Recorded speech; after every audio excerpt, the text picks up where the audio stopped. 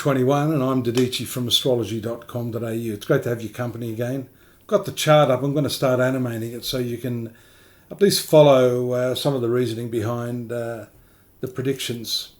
As you notice here, the position of the moon starts its transit this month in your 6th house. It's what we call a darkening moon because it passed the full moon phase. And as you can see here, it's moving towards the sun in its transit. Forms a lovely grand trine there with the North Node in the finance sector, 6th house and 10th house of career. You've still got those 3 planets there making their way through the profession area. And Mercury, of course, now, after last month being retrograde, is now in a better position in terms of your communication for your work, in terms of getting those finishing touches done on any projects that had lagged or slipped sideways, so to speak.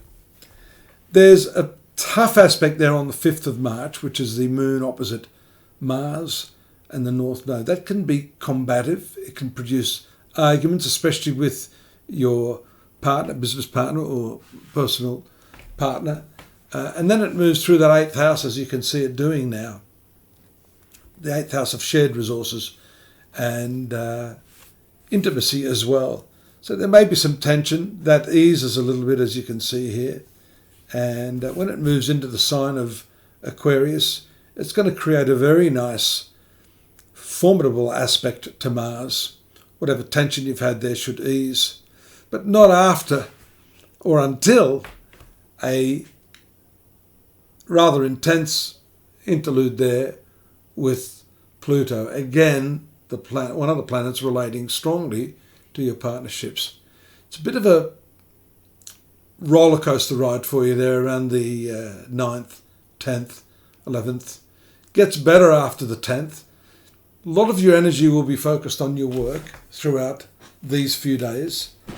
And things improve, better communication and some opportunities that arise around the 10th and the 11th after the moon passes that Saturnian influence in your career sector here. This is nice, 12th and 13th.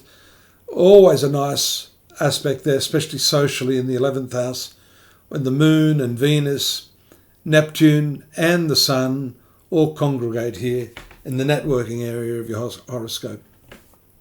The 11th house fulfills one's dreams and ambitions, so something good could happen, especially there with you see with the new moon on the 14th also taking place in that important 11th house.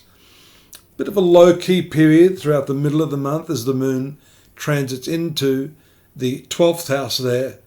It creates some spiritual energies there, as you can see the trine aspect here to the South Node, which is in the 8th house of transformation, and the 12th house here of seclusion and spiritual endeavour. That quickly changes on the 17th. You see, that monthly transit of the moon making contact with Uranus. They're in your 1st house. You've got to be careful too. The Uranus energies can be particularly problematic health-wise, particularly as well because the moon rules your 3rd house of travel. So a little bit of a cautionary note there around those dates of the 18th and 19th. There's a shift again on the 19th and 20th as the moon makes the conjunction contact with Mars in the finance sector. That can be a rather potent combination. It makes you very emotional about money, very reactive. You have to be careful not to get drawn into disputes or arguments. And this month it all seems to be coordinating with the 7th house, or at least correlating to that. It's not necessarily going to be coordinated, although the 3rd house position of the moon is always great for negotiations. You notice Sun and Venus slip into the 12th house. This is called the solar ingress, the Aries ingress, usually around the 21st of March each year.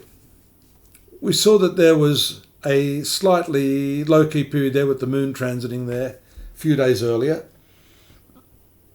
But the Sun and Venus are much slower moving planets, and this means that that spiritual taste you got when the moon was making the favourable aspect to the enlightenment planet, as we call it.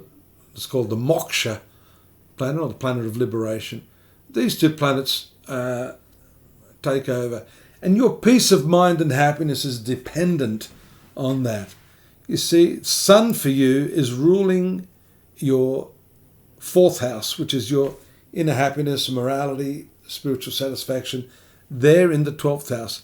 And we have what's called combustion. See, the same degree between Venus, your ruler, and the Sun.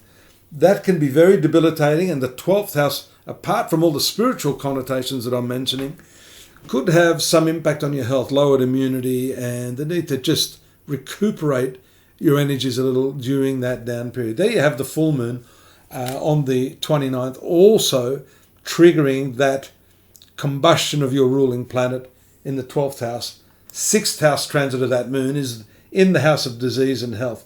So it may be time to really take stock of your health and make sure that you've been doing the right sorts of things to augment your health rather than detract from it.